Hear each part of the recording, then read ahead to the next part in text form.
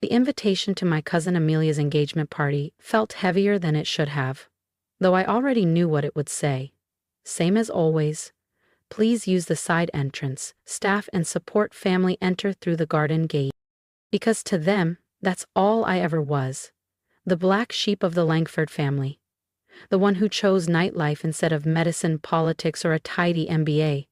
According to Aunt Margaret, I was the disappointment they all politely ignored at galas and holidays. "Are you actually going?" my best friend Jordan asked, glancing at the creamy envelope in my hands. "After what went down last Thanksgiving?" Ah, Thanksgiving. When Uncle George announced, within earshot of 50 guests, that some relatives should remember they're not exactly our pride and joy. And Amelia, she'd handed me a tray of champagne flutes with a smirk. "You're used to this kind of thing, right, Lila?"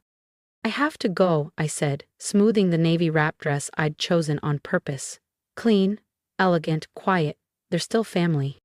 What they didn't know was that while they mocked me for running bars, I'd quietly built one of the most elite, private nightlife brands in North America. The Velvet Chain wasn't just a lounge. It was the flagship of a growing empire of members-only clubs, where celebrities, diplomats, and tech billionaires waited months for access. But to them, I was still just Lila Montgomery, the dropout who mixed drinks. I arrived at the Hamptons estate right on time, following the gravel path to the garden gate as directed. The event security guard gave a short laugh when he saw me. "Deliveries are around the back fence," he said without looking up. "I'm family." He eyed my dress. "Sure you are." "Amelia uses the front entrance," Amelia chimed in sweetly as she stepped out from behind a column. "Not the hired help." She wore something extravagant, ivory lace, vintage diamonds. That smug smile. "Congratulations on the engagement, Amelia," I said evenly. "Yes, well, Martin comes from a proper family. His uncle's a federal judge," she boasted. "Not that you'd know anything about that world." If she only knew that Martin's uncle had been trying for months to get off the Velvet Chain's waiting list. And his firm, quietly retained as our legal counsel, never knowing the CO they answered to, was me. What about the expansion plans into London, Dubai, and Tokyo? The press now called us America's most exclusive club, but I kept it simple. "It pays the bills," I said with a small shrug. Speaking of paying, Aunt Margaret appeared at my side, her smile as polished as the diamonds on her collar. "We're short-staffed tonight. Our usual servers canceled last minute. Since you're here." "Of course. Why bother hiring professionals when they could disguise cruelty as convenience?" "No worries," I said coolly. "I already handled it. Amelia texted me earlier, so I called in a favor." They both blinked. "You what?" Amelia sputtered, the gleam in her eyes fading fast. "I own an entertainment group, remember? I have contacts," I said. "Laurel and Ash, the city's top catering firm, will be here in 20 minutes. Consider it my engagement gift." Before either could stammer a reply, I turned and stepped through the side entrance. Let them stew on that. Inside, the usual suspects clustered together. Uncle George dominating the fireplace circle, boasting about his firm's latest acquisition. My cousins Olivia and Preston debating whether Lake Como or St. Bart's was better in June. And my parents? They hadn't spoken to me since I walked away from Yale Law 3 years ago. "Lila," my grandmother's voice sliced through the noise like a warm knife. "Come sit with me, darling." Grandmother Eleanor had never cared for society's approval. She built her real estate empire at a time when women couldn't even apply for business loans without a man's signature. And she was the only one who never scoffed when I said I wanted to create the Velvet Chain. "Hello, Gran," I said, kissing her cheek as I sat beside her on the antique velvet settee. "You look radiant," she whispered. "And I read the piece in Forbes." I blinked. "You saw that?" She smiled slyly. "Of course I did. They called it America's most elusive empire. No one knows who owns it, just that she's brilliant and very discreet." "No one knows," I nodded. "It's safer that way." "Smarter," she agreed. "Let them misjudge you. The reveal's always the best part." Across the room, Amelia flaunted her oversized ring. Martin's family belongs to all the right clubs, she purred. Except one, Eleanor murmured, making me grin just as Laurel and Ash's staff filed in. Flawless and right on time. Amelia looked vaguely disappointed she couldn't make me serve drinks. Aunt Margaret passed our settee with a sniff. Well, at least you did something useful, she muttered. Though hiring staff isn't exactly a traditional engagement gift, a sterling tea service would have been more appropriate. Leave her alone, Margaret. Grandmother Eleanor's tone could have chilled champagne. Some of us still appreciate useful gifts over outdated status symbols. My phone buzzed on the table beside me. Marcus. Tokyo deal is finalized. We own the Ginza property. I smiled, tapping back a quick reply. Perfect. Begin renovations next week. Rooftop level gets priority. Business? Gran asked, with that sly glint in her eyes. Just a little expansion, I said, slipping the phone back into my clutch. Amelia's voice cut across the room like a champagne cork. Since you're here, Lila, why don't you make yourself useful? We're out of ice. I rose slowly, every head turned, waiting, expecting the same old compliance. Actually, I said evenly, I have a business call in 10 minutes, but the catering staff I hired will handle it. The room stilled. No one said no to Amelia. Not until now. Uncle George let out a scoff. A business call for your little bar? That can wait. I glanced at my watch. A discreet Cartier tank, elegant and understated. Unfortunately, it can't. When you're negotiating global real estate, timing is everything. Silence. Then, Demeter. My mother, her first words to me in 3 years. What are you talking about? Oh, didn't you hear? Eleanor's voice was practically purring now. Lila's club is doing quite well. Exceptionally exclusive, I hear. Don't be absurd, Amelia snapped. Martin belongs to every elite club. Except the Velvet Chain, I said quietly. Your fiancé's been on our waiting list for 6 months. His uncle, 8. We don't offer fast tracks. You're lying, she said, voice rising. That place, that's the most exclusive venue in Manhattan. I know. I smoothed the fabric of my dress. Now if you'll excuse me, I have Tokyo on the line. Gran, dinner after? Absolutely, darling. We'll toast your expansion properly. As I headed to the front door, I heard Uncle George's strangled whisper behind me. She owns the Velvet Chain? If you've ever been underestimated, you know the power of a quiet comeback. Subscribe to the channel so you don't miss what happens next, because Lila's story isn't over yet, and trust me, the best part is still to come. Tokyo partners! I paused at the doorway, turning back to face my stunned family. Oh, and Amelia, do let Martin know his membership application was declined. I offered a small smile. We have standards to maintain. The look on their faces was worth more than any silver platter or crystal stemware. The aftermath unfolded exactly as I predicted. First came the digital breadcrumbs. I watched the analytics spike on the Velvet Chain's private members site, searches from Long Island IP addresses desperately trying to confirm what they just witnessed. Then came the calls. Lila, darling, Aunt Margaret cooed in a voicemail, her tone soaked in syrup. We really must catch up, perhaps over drinks, at your venue? Baby girl, came my father's voice next. Your mother and I, well, 3 years is too long. Maybe we swing by your little spot this weekend? But it was Amelia's message that sealed it. This is absurd, Lila. Martin's uncle is a federal judge. He doesn't wait for anything. Call me immediately.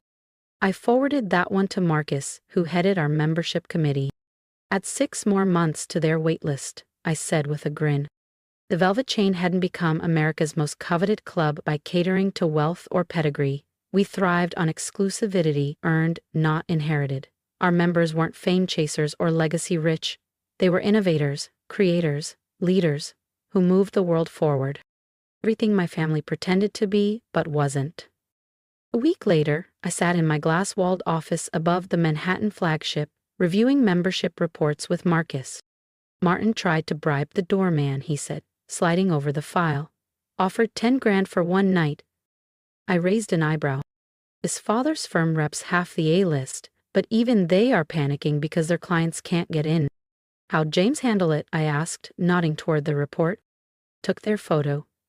Banned them for life. Excellent. Just then, my phone buzzed. Gran Eleanor? Channel 6, darling. Your Anne is about to humiliate herself. I clicked on the flat screen. Aunt Margaret, glowing with overconfidence, smiled at a reporter at a gala. Of course our family belongs to the Velvet Chain. We're quite connected. I smirked. She's my niece, actually, Aunt Margaret said with a smug little laugh to the reporter's mic. The interviewer raised an eyebrow. That's interesting, Mrs. Langford, because the Velvet Chain's executive team just texted us to confirm that no member of the Langford family has ever been granted access to the club. The camera caught Margaret's face falling before she could recover. Well, what I meant was, we're in the process of... They also stated, the reporter continued smoothly, that the Langford family has been permanently banned from applying for membership due to multiple attempts to circumvent the application process. I took a slow sip of champagne from my office couch, watching the live broadcast with a quiet smile. There's something deeply satisfying about public arrogance being met with irrefutable truth. Our PR team is worth every penny, Marcus muttered, scrolling on his phone beside me. Your family's having a rough week. Uncle George tried to sue us for discrimination. I laughed. How'd that go? Our legal team, his own firm by the way, explained that entitlement isn't a protected class under federal law. My phone buzzed again. This time Amelia. You're ruining my engagement. Martin's clients are mocking him because he can't get into your ridiculous club. His uncle is livid. Fix this. I typed back one sentence. The back entrance is still open for staff positions. She didn't reply. The next evening, my parents showed up at the front door of the Velvet Chain during peak hours. Bold, considering they hadn't spoken to me since I left Yale Law. I'm sorry, James said calmly through the intercom. The club is members only. We're the owner's parents, my mother insisted. The owner left specific instructions regarding family, he replied. You're welcome to submit an application through the service entrance. My father turned red. This is absurd. The service entrance is to your left, James continued smoothly. Though I should mention, there's currently a 10-year waiting list, longer for those previously banned. I watched them through the security feed as the realization sank in, what it felt like to be excluded. To be told you're not welcome, to be shown the back door. Karma always knew how to write a full circle moment. A week later, an envelope landed on my desk, an invitation to Amelia's wedding. They changed the venue to the Velvet Chain, Marcus said, showing me her social post. Didn't even ask, just assumed. I picked up my phone and dialed. She answered immediately. Finally, we need to discuss the wedding arrangements. Dad insists, Amelia said, her voice shrill in my ear. You can't just say no. The Velvet Chain has to host the wedding. I'm afraid it won't, I cut in. What? But we already announced it. Martin's clients are finally impressed again. This will humiliate him. You should have confirmed the venue before posting it online, I replied coolly. Maybe try the country club. I hear they're less selective about who walks through the door. This is about the back entrance thing, isn't it? She snapped. You're still bitter. No, Amelia, this is about consequences. For years you treated me like staff. Now you're just getting a taste of how it feels to be shut out. We're family. Exactly, I said, and family doesn't shove each other through service entrances. Family doesn't act like success is a zero-sum game. She went silent, then hissed, Fine. I'll tell everyone you're the owner. I'll ruin your precious anonymity. I smiled. Go ahead. We're announcing it next week anyway. Local woman quietly builds billion-dollar empire after being dismissed by her own family. The press ran wild with it. From backdoor to boardroom, the woman behind America's most exclusive club. Langford, heiress, shut out, now can't even enter cousin's club. Backdoor justice. The narrative practically wrote itself. I didn't need revenge, I had reality. Grandmother Eleanor threw a champagne dinner at her Southampton estate. To success and karma, she toasted, eyes twinkling. Charlotte resigned from 3 charity boards. The optics were too much. And Martin's father? I asked, sipping vintage rosé. Grambling, she said with delight, explaining to clients why you banned them from the very club they bragged about attending. Amelia, predictably, shifted the wedding to the country club, where, frankly, she belonged. 1 month later, I stood at the entrance of the Velvet Chain Manhattan. Leonardo DiCaprio chatted with Elon Musk. Jeff Bezos waited patiently for a corner table. Tokyo was opening next week. London, after that. My phone buzzed. Amelia. People keep asking me about you at every event. I stared at the message, then typed. You had your chance, through the front door, but you chose the back. This is humiliating. Amelia's text came through at 10:03 p.m. I typed back. There's always the service entrance. She didn't respond. The Velvet Chain kept expanding. We opened in Dubai, then Paris, then Singapore. Each club more coveted, more exclusive than the last. And each with one unwavering rule in the member charter. No Langfords allowed. Last month, my parents made one final attempt at reconciliation. They sent a formal letter through their estate attorney.